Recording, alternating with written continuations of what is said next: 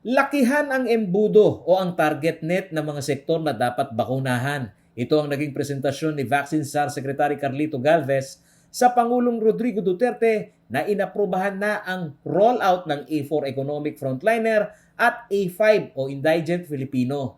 Ito po sir ang gusto naming i-suggest po sa inyo kasi marami po mga business sector at saka po yung rin po sa COVAX na dapat buksan na po natin talaga yung A4 at saka yung A5 na kailangan yung bakuna unahin natin ang mahihirap. Kaya po ang po natin, yung A5, ang COVAX sabi na pwede sila sa kasi ang COVAX talaga para yan sa mga vulnerable at saka para yan sa mga mahirap para equitable access. So ngayon, ang po natin, considering na para gusto natin mapabilis talaga yung kailangan kung lalakihan natin ang imbudo. Sa inaasahang bulto ng bakuna na darating ngayong buwan ng Hunyo, ang inaprubahang panukalang ito ng administrasyon na pagbakuna sa mga economic frontliner at mahihirap ay isa umanong malaking pag-asa, hindi lamang sa mga business sector, pati na sa pamilya ng mga manggagawa.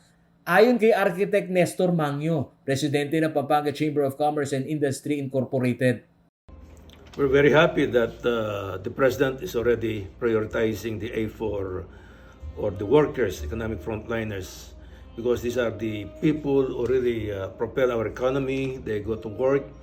In fact, they are the ones who go out of the house, in and out, and they could be bringing the COVID from outside. So I think they should be really prioritized and be injected as soon as possible. Sinabi ni Mangyo na kailangang pamarisan ang mga good practice sa rollout ng bakuna ng ilang LGUs. Dagdagan ang vaccination site at mailagay sa sistema ang digitalization sa scheduled ng vaccination dahil sa inaasahang malaking bilang ng populasyon na sasailalim sa bakuna. They have your email, and when they email you, they'll give you the time, the place, and also the day, no? So my children have been vaccinated aside from the priority seniors, and they told me they've been there for only 5-10 minutes, and even one was only there for 2 minutes. So I hope we can improve on this, and if we can do drive-through, so much the better. Mungkahi ng PAMCHAM, mapanindigan ng probinsya na hindi dapat mapag-iwanan ng Pampanga sa distribusyon ng bakuna ng national government. Iyon ay dahil ang rehiyon ay ikalawang tahanan ng mga government office sa bansa. Gayon na rin ang dahilan na narito ang mga economic zone na magsasalba sa ekonomiya ng Pilipinas.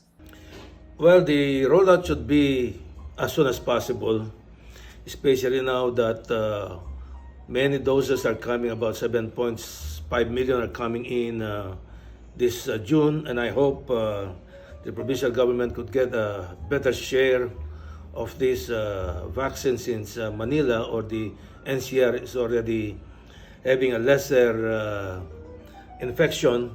So I hope we can get more allocations rather than wait for July. Samantala, sa pananaw ng dating 4th District Representative ng Pampanga na si Dr. Ana York Bondoc, isa sa dapat isaayos ng provincial government ng Pampanga sa paghahanda ng mass vaccination ay ang pagkakaroon ng mabilis na access sa mga vaccination site. First of all, the requirement po for the vaccination site dapat malapit sa tao. Kasi napakahirap naman ho na you will have to travel so far away. No? So hopefully in town po yung vaccination. Hopefully approachable po by public transport. Number 3 po, it's a big place. It can accommodate a lot of people with the social distancing po na kailangan. Ano po? Mungkahi din niya na magkaroon ng uniformity o standard sa mga vaccination site upang hindi umano mangyari ang kanya-kanya system. There should be a sound strategy and that our LGUs where we are relying on po dito po sa rollout, dapat pong matrain din po ng DOH. Kasi right now, parang sarili-sarili eh. So there should definitely be a national strategy and everyone should be trained. Dapat po we should set a national standard kung ilan po dapat per vaccination site. What are the standards po for the number of people who are supposed to man the site and the number of persons po who are supposed to be in that site for one day. Ayon sa IATF, nasa higit 12 million ang bilang ng kabuang populasyon ng mga itinuturing na economic frontliners sa buong Pilipinas. 16 million naman ang mga maralitang Pilipino na nasa A5 Priority Eligible Group. Ang inaasahang pagbukas ng sektor na ito ay nangangailangan ng estratehiyang magbubukas ng maraming vaccination sites sa mga bayan sa bansa na nakaatang pa rin sa kamay ng mga lokal na pamahalaan.